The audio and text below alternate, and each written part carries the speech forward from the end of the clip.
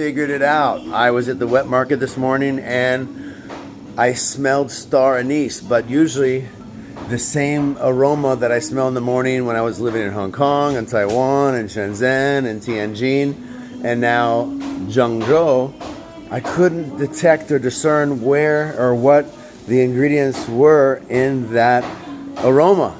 And lo and behold, today at the wet market, I finally put it together. It's star anise, but not just star anise, heavy in large quantities and amounts of salt.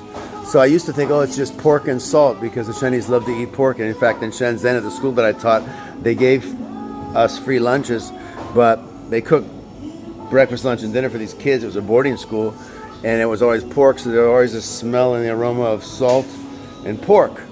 But here in Zhengzhou, I was able to detect it's a combination of star anise and salt.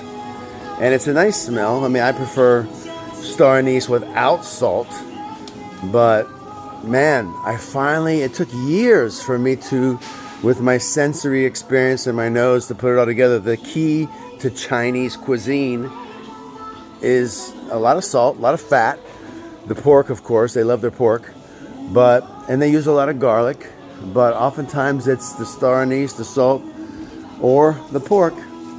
And then they have a lot of sweet sauces as well that they use in different dishes. But man, it's amazing how over time your senses come alive and discern and detect and discover what's going on.